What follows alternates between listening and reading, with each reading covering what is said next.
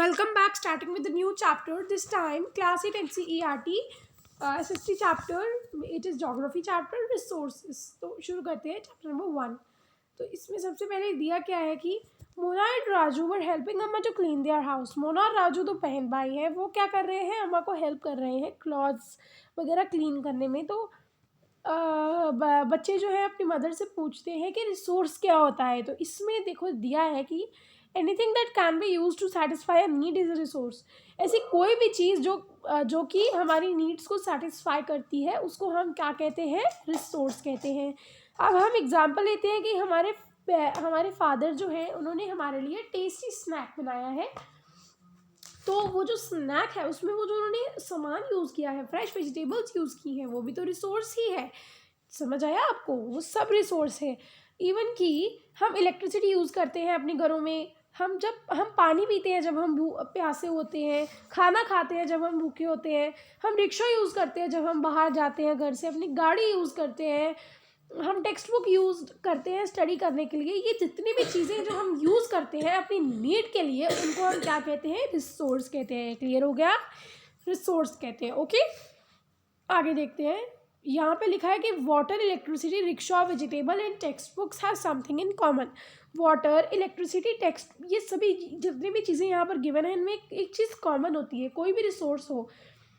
अब देखो they have all been used by you so that they have utility.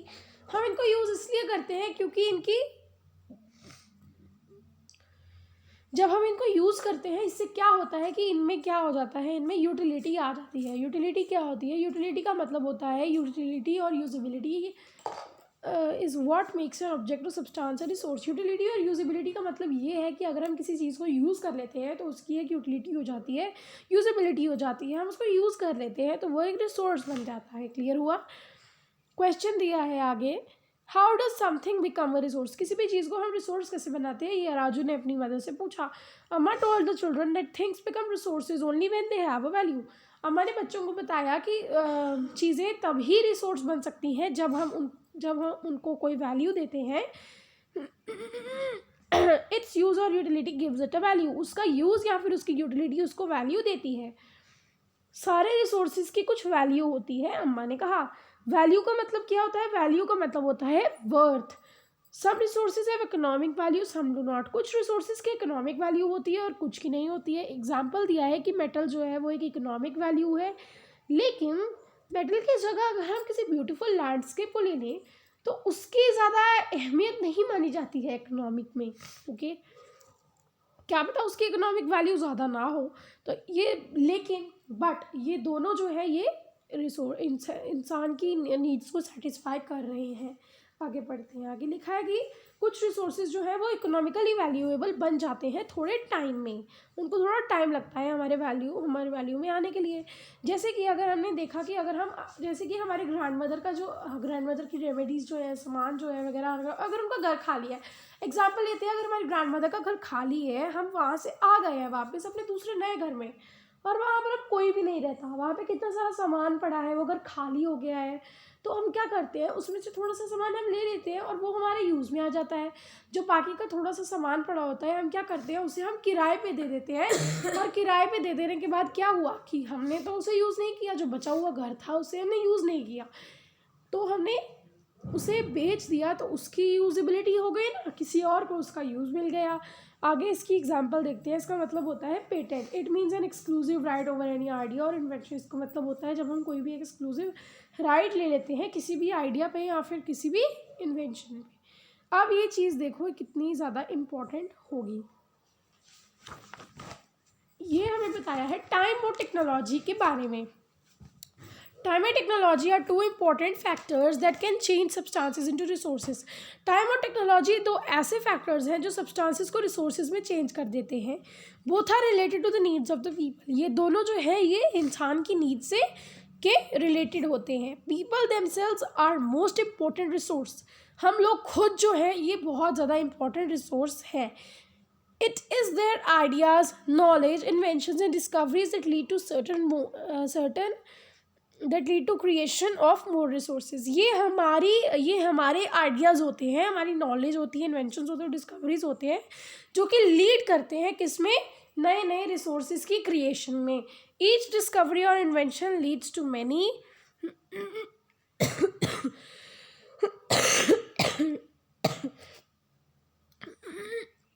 Sorry, हर एक discovery या इन्वेंशन जो है वो लीड करता है अलग अलग बहुत सारी दूसरी नई चीज़ों में। The discovery of fire led to the practice of cooking and other processes, while the invention of the wheel ultimately resulted in the development of new modes of transport। ये इसकी एक एग्जांपल है कि जो फायर की discovery है उससे हमने लोगों ने कुकिंग करना सीख लिया। जब व्हील आया तो नए नए मोड्स ऑफ ट्रांसपोर्ट आना शुरू हो गए। The technology to create hydro electricity has turned energy in a fast flowing water into an important resource. ये अनदर एग्जाम्पल है। अब देखो बच्ची क्या बोलती है कि so I am a resource too. उसने कहा कि क्या मैं भी एक रिसोर्स हूँ? नहीं, पहले उसकी मदर बोलती है अ वेरी वैल्यूएबल वन। उसकी मदर कहती है कि तुम मेरे लिए बहुत ज़्यादा वैल्यू की हो। फिर वो कहती है कि क्या मैं भी रिसोर्स हूँ? अब देखो टेक्नोलॉजी का मीनिंग क्या दिया है। Technology, it is the application of latest knowledge and skill in doing or making new things। ये जो है ये एक ऐसी एप्लीकेशन है जो लेटेस्ट न्यू नॉलेज और न्यू स्किल की जो चीज़ों को करने में और बनाने में होती है। आगे ये एक्टिविटी है, ये आप खुद कर सकते हो। That's not too much important, but जो इम्पॉर्टेंट है आज हम वो देख रहे हैं और पूरा चैप्टर आज हम कंप्लीट कर लेंगे because it's too short chapter, you no.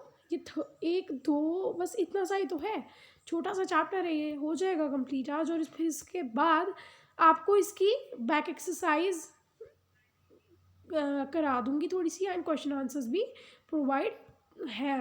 Provided है मेरे चैनल पे, आप कभी भी इसको देख सकते हैं। हाँ, और प्लीज़ मेरे चैनल की दूसरी वीडियोस देखना ना भूलें। आगे देखते हैं। आगे दिया है टाइप्स ऑफ रिसोर्सेज। रिसोर्सेज के टाइप्स क्या हैं? Resources are generally classified into natural, human made and human.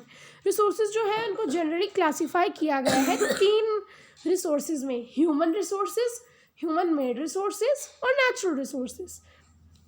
पहला वाला है natural resources. Resources that are drawn from nature and used without much modification are called natural resources। जो resources सीधा हमें nature से मिलते हैं और बिना ज़्यादा मॉडिफिकेशन के बनते हैं उनको हम क्या कहते हैं? नेचुरल रिसोर्सेज कहते हैं। The air we breathe, the water in our rivers and lakes, the soils, minerals are all natural resources. जो हवा हम जिस हवा से हम ब्रीथ करते हैं, जो पानी रिवर्स और लेक्स में पाया जाता है, जो सॉइल होती है, मिनरल्स होते हैं, ये सभी नेचुरल रिसोर्सेज हैं। Many of these resources are free gifts of nature and can be use directly.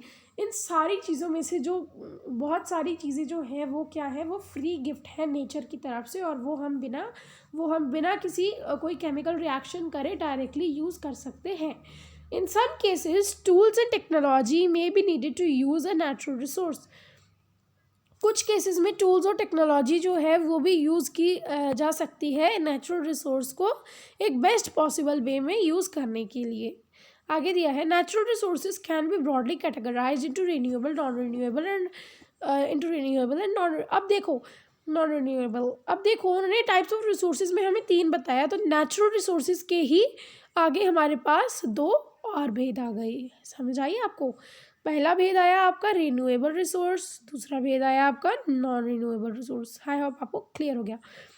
पहले देखते हैं रिन्यूएबल, फिर उसके बाद नीचे दिया है हमें नॉन रिन्यूएबल। क्लियर? ठीक, देखते हैं, इसको साइड पे कर देते हैं और दिस साइड। ओके, शुरू करते हैं। Renewable resources are those which get renewed or replenished quickly। Renewable resources वो resources होते हैं जो जल्दी से क्विकली जो है वो रिन्यू हो जाते हैं या फिर क्विकली रिप्लेनिश हो जाते हैं। Some of these are unlimited and are not affected by human activities such as solar and wind energy। इनमें से कुछ जो है वो अनलिमिटेड है और अफेक्टेड नहीं है ह्यूमन एक्टिविटीज से। इनको हम क्या कहते हैं? इनको हम कहते हैं सोलर और wind energy. Yet careless use of certain renewable resources like water, soil and forest can affect their stock।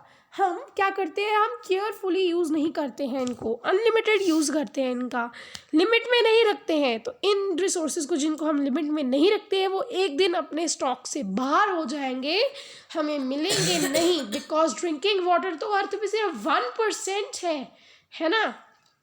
हम सलाइन वाटर थोड़ी ना पी सकते हैं, सलाइन वाटर हम नहीं पी सकते हैं।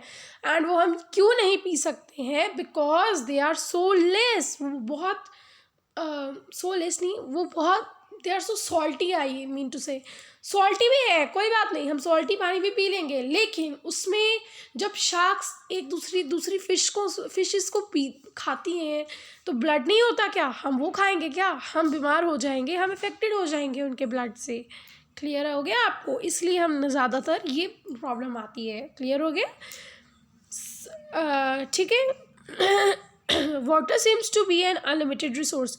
वाटर जो है वो बिल्कुल ही अनलिमिटेड रिसोर्स है। But shortage and drying up of natural water resources is a major problem in many parts of the world today.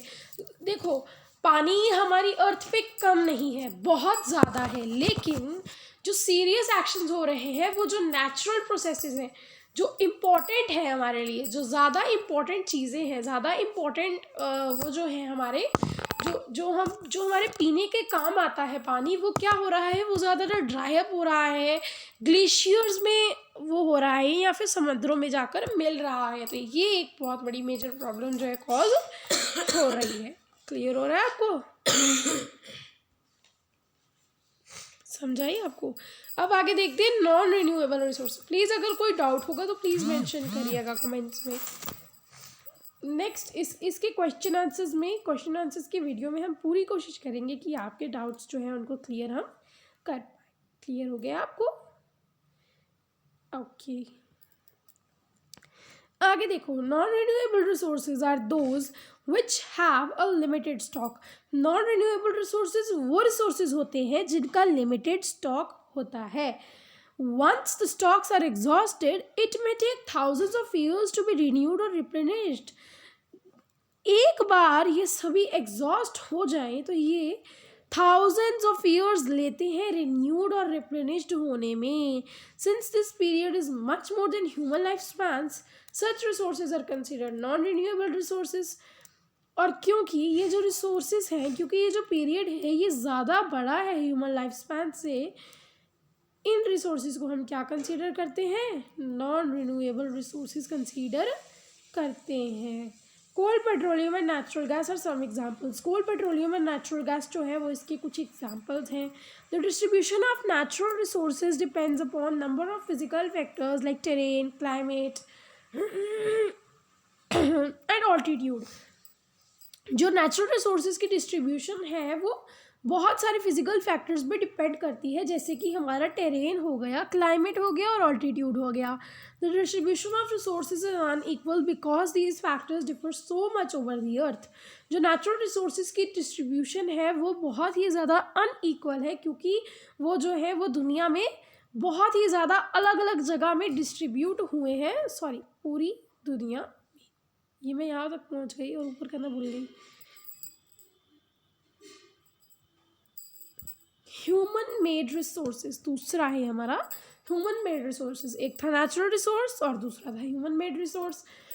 sometimes natural substances become resources only when their original form has been changed। कभी कभार natural resources human resources बन जाते हैं, human made resources बन जाते हैं जब वो चेंज हो जाते हैं पूरी तरह अपने आप ही।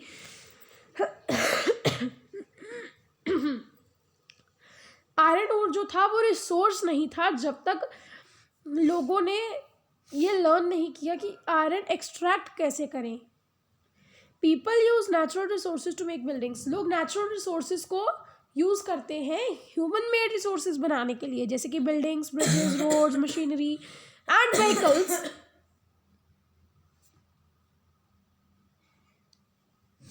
which are known as human made resources, ये सब ह्यूमन मेड रिसोर्सेज हैं। समझ आइए आपको? Technology is also human made resource. Technology जो है ये भी एक ह्यूमन मेड रिसोर्स है।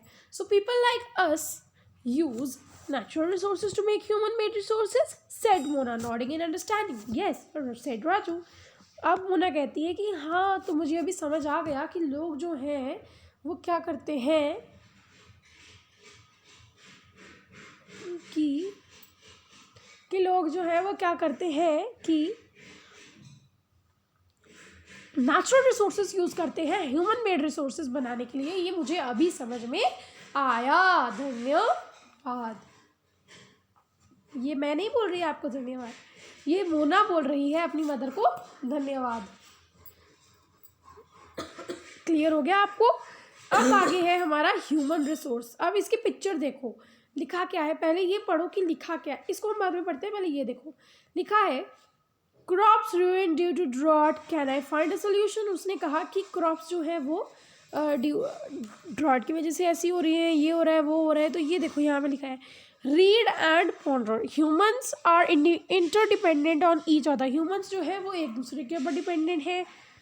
Farmers provide food grains for everyone, farmers जो है वो फूड ग्रेन्स प्रोवाइड करते हैं सब लोगों के लिए।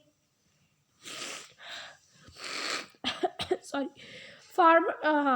scientists suggest various means to combat problems related to agriculture and improve farm production.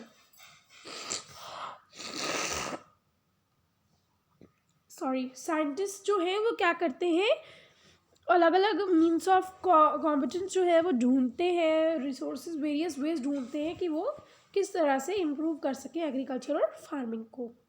अब देखते हैं क्या लिखा है। People can make the best use of nature to create more resources when they have the knowledge, skill and the technology to do so. लोग जो है वो क्या करते हैं, वो नेचर का बेस्ट यूज़ कर सकते हैं जब वो क्रिएट करते हैं रिसोर्सेज को, जब वो नॉलेज यूज़ करते हैं, स्किल यूज़ करते हैं और टेक्नोलॉजी यूज़ करते हैं इन सबको करने के लिए। That is why human beings are special resource, इसीलिए तो ह्यूमन बींग्स एक स्पेशल रिसोर्स होते हैं। पीपल आर ह्यूमन रिसोर्सेज, लोग जो है वो खुद ह्यूमन रिसोर्सेज हैं। Education and health help in making people a valuable resource. Education और हेल्थ जो है वो लोगों को हेल्प करती है, एक वैल्यूएबल रिसोर्स जो लोगों को हेल्प करती है एक वैल्यूएबल रिसोर्स बनने में। समझ आया आपको? Improving the quality of people's skills so that they are able to create more resources is known as human resource development. ये इसकी की टर्म है। आगे देखते हैं सस्टेनेबल डेवलपमेंट का। पहले सुनो, carefully utilising resources so that besides meeting the requirements of the present also takes care of the future generations. अब सस्टेनेबल डेवलपमेंट क्या है कि जब हम केयरफुली किसी भी चीज़ को यूटिलाइज करेंगे, रिसोर्सेज को यूटिलाइज करेंगे, हम अपनी प्रेजेंट की रिक्वायरमेंट्स को ज़्यादा नहीं देखेंगे ताकि हम दूसरी फ्यूचर की रिक्वायरमेंट्स को ज़्यादा देख सके। अब आता है हमारा कंजर्विंग रिसोर्सेज। मोना को एक नाइटमेयर आया, उसने ये ड्रीम किया कि पूरा वाटर जो है वो सूख चुका था, पेड़ सूख चुके थे, लोग मरे हुए थे, लोग पानी के लिए इधर उधर घूम रहे थे, ये हो रहा था, वो हो रहा था। उसको ये इतना खतरनाक नाइटमेयर आया और वो डर गई। फिर उसने क्या कहा, उसने अपनी मदर को कहा और पूछा कि माँ क्या ये सच्ची में हो सकता है? अब देखो उसकी मदर ने क्या रिप्लाई किया। यस, अम्मा रिप्लाइड यस। अम्मा ने कहा हाँ ऐसा हो सकता है। If we are not careful then even renewable resources can become very secure and the non-renewable ones are definitely get exhausted. उन्होंने कहा कि जो रिन्यूएबल रिसोर्सेज है फिर तो वो भी ख़त्म हो जाएंगे और जो नॉन रिन्यूएबल रिसोर्सेज है वो तो पक्का ही ख़त्म हो जाएंगे, टूट जाएंगे, धरती से गायब ही हो जाएंगे। आगे लिखा है, ये तो हमने पढ़ लिया। Using resources carefully and giving them time to get renewed is called resource conservation. No ये नहीं पढ़ा हमने, सस्टेनेबल डेवलपमेंट के बारे में पढ़ा था, फॉरगॉट। ठीक है, तो उन्होंने बताया है कि हम रिसोर्सेज को जब केयरफुली यूज़ करते हैं और उनको टाइम देते हैं रिन्यू होने के लिए, तो इसको हम कहते हैं resource conservation. Balancing the need to use resources and conserve them for future is called sustainable development. There are many ways to conserve resources. वहाँ पे बहुत सारे तरीके हैं जिससे हम रिसोर्सेज को कंजर्व कर सकते हैं।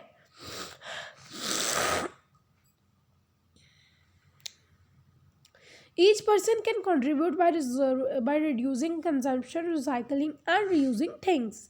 Ultimately, it makes a difference because all our lives are linked.